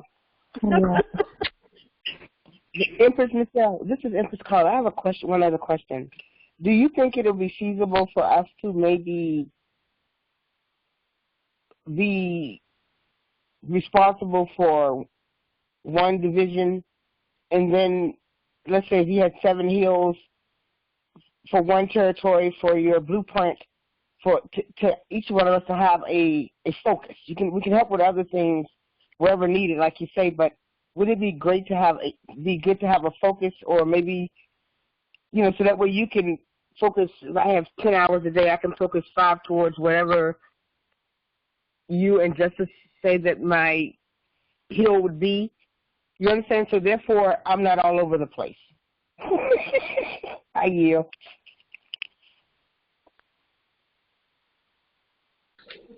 Was that directed to me, Empress?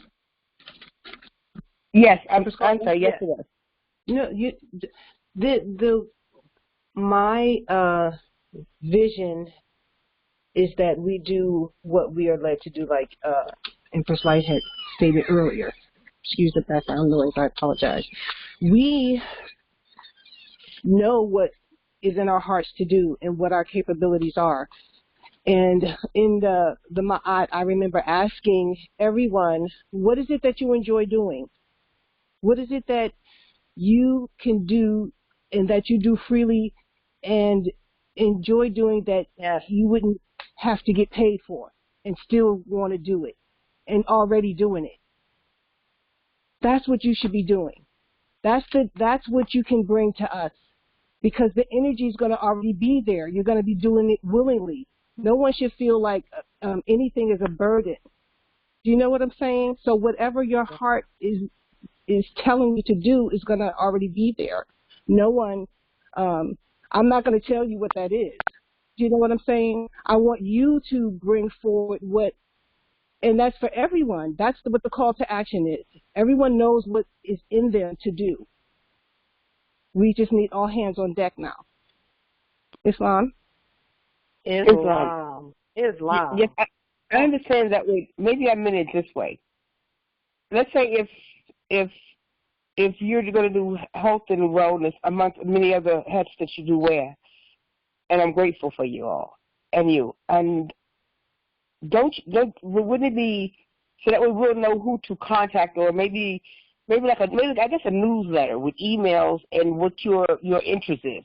So therefore, if I knew that your interest is for yoga, I would email literature to your email, and then that way we can start gathering data. But one thing I want to say that's important. We're doing that on multiple levels and on multiple platforms, and as a part of the Ma'at and this platform, we're trying to centralize that, and unify all of that information. It's just an ongoing process. So we're developing that, and if anyone has a better suggestion about how to do that, we're all wanting to get to the same place. Islam. So the floor is open. Islam, can someone please, Empress Michelle, can you just say a little bit more about the ma'at, please, because we're using that term and there are some on the call who don't know what that is. I think Justice Melo, is Justice Melo on the call? I saw. She is, yes.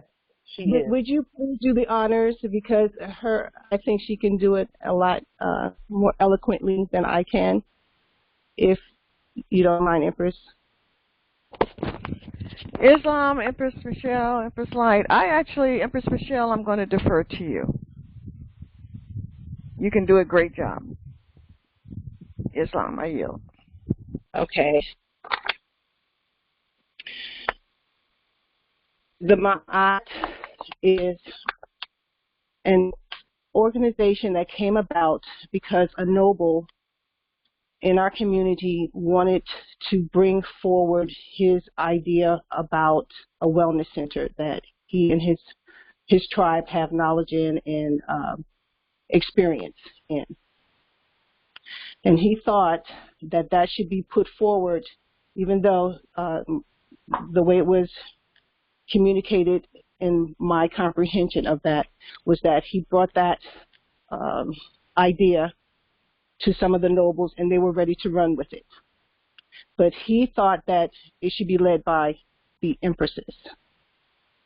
So he took that information to Empress Melo, and Empress Melo gathered up some empresses, in my opinion, who she felt were already active in different territories to be a nucleus to do exactly what I had described earlier and what Empress Light had mentioned earlier about the different resources and bringing those resources together, and knowing, and even the brother Mikael who had mentioned about the baking. So the purpose of the Ma'at, which started out as the MAC, the Moroccan Moabitist Alliance Network. And after, I believe, our first meeting, we agreed that Ma'at would be more appropriate as a term or an acronym. And we changed networks to territories so that it became the Ma'at. We have been working and meeting every week on Saturdays since, I want to say, the end of July was our first meeting. And we invite people from the communities that we are aware of that are already a part of our network to come in and contribute ideas, with them already knowing what our goals are and our vision. And the mission for the Ma'at is to have the self-sustaining Moorish communities. And the way to do that is by us doing what we're doing. You know, we're just finding each other. So we're trying to bring each other together. I will I know that there's information out there. If it's not readily available, I will make sure that it is presented for our next call so that everyone can have a look at what our the motto, our views, everything that we stand for. And again, I think that we all are saying the same things, but we're the Ma'at is to bring those resources together, to have that directory, to encourage others to join, encourage others to speak or to even volunteer. For example, the last meeting we had, we found out that Empress Valerie Price Bay's son he did some things that weren't listed in our directory of resources.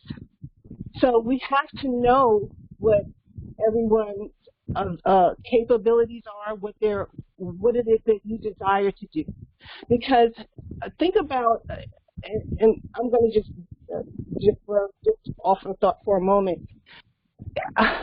When I talk about the energy in doing what it is that you enjoy doing, bring that in, because then the energy remains, I feel, or the vibration is more peaceful. Think about you doing something, going to a quote unquote Job, as it can be referred to, and doing something that you know you don't like to do, but you're just doing it to get the resources. That's not, I think that we could get along and everything would flow better if we did what we enjoyed doing. So that was put out as a question from me on our very second meeting, because that's what I think is important. That's the energy that I feel will fuel our divine and national movement. So I hope that was a little sufficient. I will get more of our a visual, line by line, what the Ma'at is, so that everyone who comes to this call knows that we exist and that it is more unified and it is more centralized. So there's someone there is a matriarch in several of the territories who's already putting together the directory and the resources, that everyone knows someone. I put an idea out about time banking. And for those who may not be aware of the concept, I encourage everyone to just take a look at that and come back with some ideas and some thoughts. We are open for all suggestions that are positive and lawful and offer remedy. And with that, I yield. Islam. Go ahead, This is Melo. Beautiful, wonderful job, Empress Michelle, explaining all of that. I knew you would do that. Okay. What I just wanted to say was that if you want to be a part of the Ma'at, I put an email. You can contact me, or you can contact Empress Michelle. I put it in the chat. You can send the email to melomrojo, melomrojo@gmail.com. Empress Michelle will have more information, like she said. The only thing that we're not going to do is we're not going to post the meetings out on the open to everyone, because we don't want to be interrupted. We don't want those that do not mean well, okay, to interrupt and come in to the meeting. So that's the only thing that we won't do. And that's the reason why having you email, because what I do is I actually qualify each person, each one of that who are interested. And so that invitation goes out. That information goes out to all the, the matriarch, all the nobles. We want everyone to be involved and be united, like Empress Michelle said.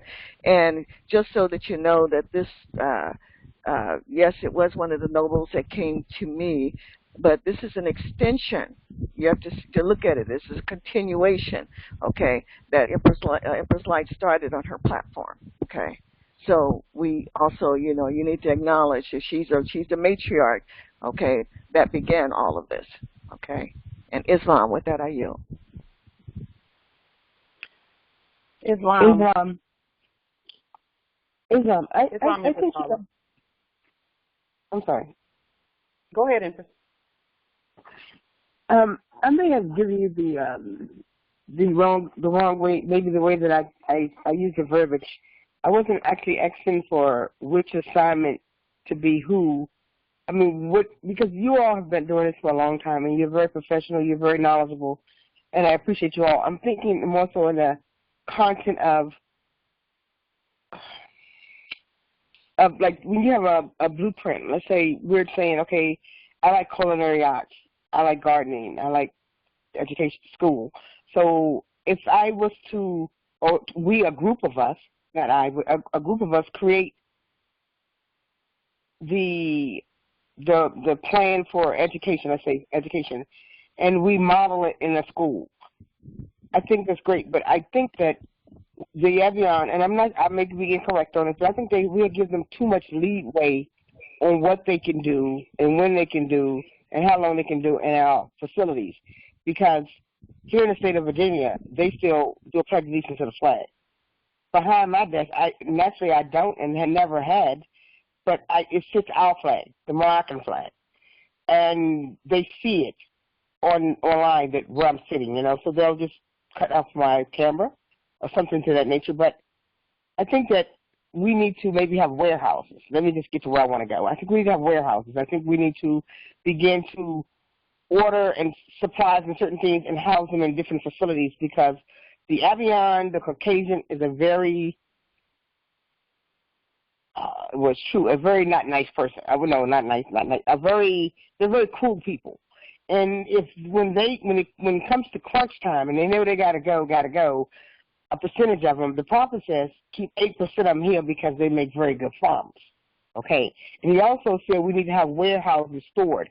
And I don't think and I could be wrong, he meant only for ourselves. He meant for the all. So if we're planning to bring some of our kinfolk home from being kidnapped and to teach and house them, we need some things to distribute to them. And also some flyers for offices and schools and this and that. Because in the district I work, they have been taking things from the school. And I'm more than sure they're not really taking this stuff to the children's house, not on the truck anyway. It would normally be on a school bus route and having the bus drivers drop it off at different routes. So they're doing a lot of stuff, and they're very underhanded people. So I don't want to get too caught. We've been caught for many years with our eyes closed. So now that our eyes are open, I think we need to, I don't want to go in the store and ask for anything for free. You know what I mean? Or to pay either way. I'll just give them my card and get whatever I'm going to get. But as far as bulk and buying for maybe 260 employees, that they come here one day and do this, we need to, I think, start absorbing some of these materials that's here on our Better land. keep it locked up, Pauline. You stupid bitch. You better. Go ahead, Empress. Go ahead, Empress. Yeah, that's what I think. And I don't. Yes. I'm sorry. I'm sorry. Go ahead. Go ahead, Empress. I'm sorry. Yes, that's one of the things I think, because we have a time already now getting the things that we need for our own families. But some of us do, not all of us, but some of us do. And what I want for myself, I want for others. You understand? I don't want everything for me. I want everything for everybody. Phony, baloney, bullshit. You people are stupid. You people and start saying, okay, I'm going to get 70,000 worth of this, and I'm going to just ship it here and have this put in a warehouse or storage or wherever, and I'm going to get some of this and I'm going to put it here. So when it's time to furnish and put the things into place, that we already have them in our possession, because these foods will burn it up before they give it over. I yield. Okay. Yes, Islam. Empress, the things that we're doing, we don't even have to look in their direction. They are not a part of anything that we're manifesting. And I know that may sound like it's a little bit naive, but it's not. We don't have to look at them. We don't have to worry about what they're doing, and they're not going to stop anything that we're doing. They will not be impeding on anything that we're doing. It may not look like that right now, but that's the truth, and they know it. If that was not true, we would not be sitting here having this conversation. So we're not going to do anything based on trying to avoid them and trying to get around them and all of this and that. No, we're going to continue to stay focused on nation building. The buildings and things that are out there now, they were simply occupying them, okay, and maintaining them while we slept until we woke up to find out who we are. And now that we are waking up and knowing who we are, they're already out of most of the buildings. I know it doesn't look like that, but that's really what's happening. And they can call it COVID-19 if they want to call it that. I don't care what they call it, because what they call it is not, you know, that's not really what it is. It's what we say it is. And so we have to continue to build and not ever let their energies hamper or cause us to change anything that we would do. I'm not changing anything that we're doing, that I do, thinking that I'm going to avoid them and all of that. They might want to be out of the way, and they will be. They will be. They'll be out of the way because they already know who's who on the land. Okay, so let's just continue staying, Empress, focus on nation building, and don't worry about them. Don't worry about them. They're moving out of the way even now. It may not look like it to some, but to others we can see them clearly. They're moving out of the way so that the heirs can take back the resources. But our focus is going to be taking back the resource responsibly so that the resource stays highly maintained by Moors, and so that the resource is in its awesome condition, done by Moors. Everything has to be done by us, and we cannot contract with them ever again for anything. And that's going to be that's where we are now and where we're going, is not contracting with them for anything. So the Moors who are competent at maintenance, the Moors who are competent at administrative duties, the Moors who are competent at managerial duties and all of that. You know, we have all the bases covered in our nation. So we're going to stay looking straight ahead at, you know, at governing the vast state, and we're not going to worry about their energy. Because if we bring their energy in, we're doing their work for them. They know that we're not paying any attention to them, so now they're coming in and out of the meeting like they do. And that's actually a good sign that we're focused on nation building and not on them. They didn't have to bother before because we were all focused on them, but now that we're focused on nation building, they're still trying to come and, you know, come in and out. But what we do is going to be what we do. It's what we do. We're not worried about them. The most that they can do is come into a call and say some incompetent things. Other than that, they can't stop us, and they know it.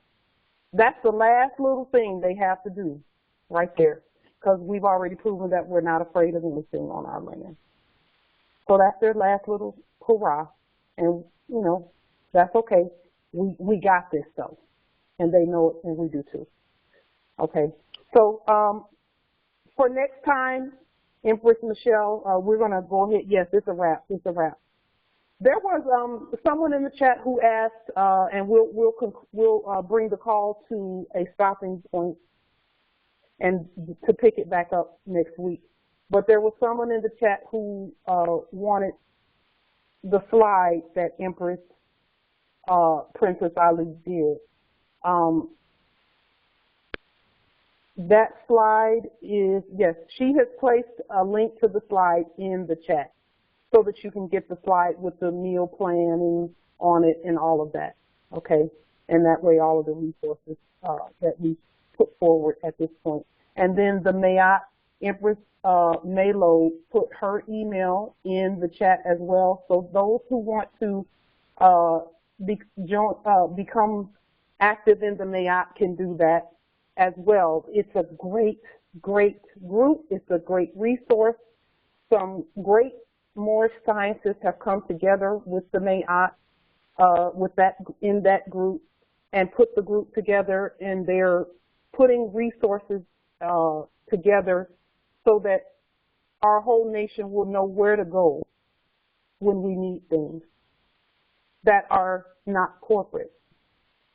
Okay, and again, all of the resources on our land belong to us. None of those resources are corporate. We just have to remove those corporate people from it and stay focused on nation building. And with that, is there anything else that we need to mention really quickly? We're about 9 minutes over. If not, Islam. We'll pick. Yes, Islam. I have a question for the Empress that did a demonstration earlier where she had said that she made sure that her energy was right. So that's my question. How do we make sure that our energy is right? That was Princess Ali when she was talking about how she prepared to do her demonstration and how she was dealing with making sure her energy was not war energy, et cetera, et cetera. Princess Ali, are you, let me see. Yes, I'm here. Islam. She was asking about the energy piece. How do you get your energy so that they're not warlike, so that they're peaceful, and what did you do to prepare to do your demonstration? Well, I had a lot of work. I had a boot camp earlier this year, and I was really out of control with anger and, payback and retribution and all that stuff. But I was talking to Empress Light, and she gave me a key. She said only we can subdue our energy, and we cannot have war-like emotions, feelings, or anything like that, because we may fool you on the outside, but our ancestors know about what we're doing, and they're not pleased when we can't control our energy, because no one else can do it for us. It's like you turn the car off and throw away the key because nobody else can drive it for you while you're in that seat. And so if we bring our energy down and not look for war, not look for anger, not look for any of those negative energies or entities, then our demonstration will be successful. And the ancestors will make sure that that happens. And so we just have to calm ourselves. Did you meditate? Or what did you do? It's Grand Sheik Geo taught me during boot camp that the mind is the matter. And so you have to deal with ought. You have to do everything in your mind to make your experience what you want it to be in your mind before it manifests out. And so no one can be over you. No one can be, you're sovereign. You're the best on the land. There's none above. And so you have to think that way. You have to know that you deserve everything that is coming to you. And you just thank your ancestors every day for allowing you to do this, and also for their help in doing it, because it's not us 100%. We're the willing vessel. And when we please the ancestors, they will make our way grand and big and blessings. You won't even need anything. You'll only want certain things because they will provide for not only you, but your seed as well. And I'm telling you something that I just went through. Our ancestors brought us through from the beginning to the end, and they never left us. And they're continuing to help us daily. We just have to get quiet sometimes and just listen to what they're saying. They will always talk to you. They came on the earth. If it's your grandmother, she was on the earth for 50 years or 60 years just to get to know you. So from there, she has a vantage point to help you to get through to the test that you will have to take to get to the finish line. There's nothing that's free, and it's something that we all have to go through ourselves. When we're doing our paperwork, when we're doing our demonstrations, the ancestors are downloading to us. That's why it's important to do your own paperwork, because I don't know how it works, but maybe their ancestors are trying to download something into your computer that does not fit. We all have ancestors, and they all want to communicate with us, and we just have to go that way. Subdue our energy is the only job we have, and they will take it from there. Islam. Yes, I just want to camelback on the energy. I recommend that everyone who is not familiar with the word entropy to look it up, ENTROPY, and that is how I relate to, one of the ways I relate to the energy that I'm speaking about. Islam, I yield. Islam. I'm sorry. Go ahead, Empress. No, it's okay. I'm gonna let it go. It's because I don't think it's a bad energy. I think it's a wanting to know. You know, I have trust and I have faith, and I know things have happened. Like I commend you all, and I hope that's the right verbiage for the exceptional job you all have done, especially you, Empress Light, and you also, Michelle and Jim Moore. But I'm just having questions on. I know that they're leaving.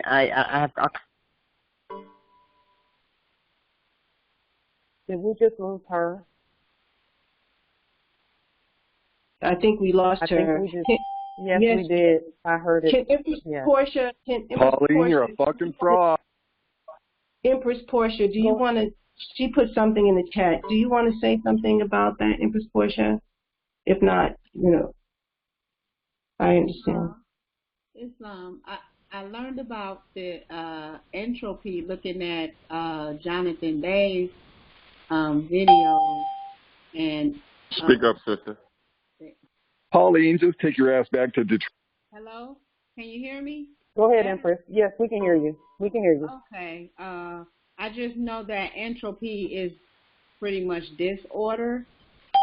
And so he stressed in the video to lower your entropy in order to gain peace and order and focus. That's how. Pauline, you're a fucking hood rat. Why don't you tell these people the truth? Islam, I yield. Pauline. Mm-hmm. Pauline, tell these people the truth. You're a liar. Hold on for just a moment. You're an absolute liar, Pauline. Why don't you tell these people the truth? Islam. Go ahead, Justice. Go ahead, Justice. Excuse me, Tyler. Let me speak. Excuse me, Tyler. Let me speak for a minute. This is Timothy Hassan Bay in Virginia Territory. My question, I think I missed it, but a question is, what herb can be used to cleanse the kidney if someone have diagnosed with kidney stones?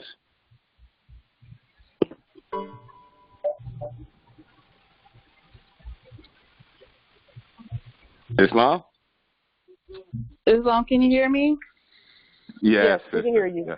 Okay, all right. So what I'm going to do is I'm going to put 4 good ones in the chat, okay?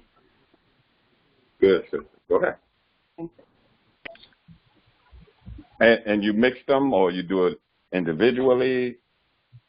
Yeah, you can. I mean, you could take two of them and put them together, okay. And then you should pass the stones without pain. But I can't guarantee that. Okay. I put the first one in so far, okay? Yes. Okay. Are you familiar with the golden seal? I don't use. Herb? Is that a herb or a man-made? I don't use that. Okay. I use golden seal in echinacea, and I use a combination of the two. Okay. I think with all of this, we're all at different points on the same timeline. We're all on the same timeline. We're just at different points. And so as we continue to rise, you may find that you are using something today, and then three months from now, you evolve from that and you're using something else that's even better for you than the correct. previous. So, yeah. Correct. So, all right. Yes, Islam, and thank you for your question, Nobility. We honor the seeking as well. Islam, we actually want to bring the call in, but go ahead, Empress. Go ahead, Empress. Empress Brianna, just really quick. Until you get those herbs, get you some of the real baking soda and put it in 4 ounces of water. You only need like a half a teaspoon of baking soda, and it does a lot, and I mean a lot. Just wanted to say that. Yes, Islam, thank you for that, Empress. We needed to hear it. I concur. It is a very powerful, inexpensive treatment. Even for the kidneys, correct? For everything. Yes. Thank you, sis. More remedy. There you have it. More remedy each week. More remedy. More arising. This is the grand rising of the heirs. And so we'll be back again next week. Empress Michelle, I believe you said we were going to do some expansion on some of the things that we talked about this week. And then more on diet next week as well for the heirs. And Empress Carla, thank you so much for your valuable contributions as well. Empress Nalo, thank you. All just Grand Chief Guillermo, just everyone who's contributed, thank you so much. The more we do this, the better. The more we do this, the better. And with that, peace and grand rising to the sovereign, original, indigenous, natural, divine nobility of the land, heirs to all. Islam. Islam. Grand rising. Islam.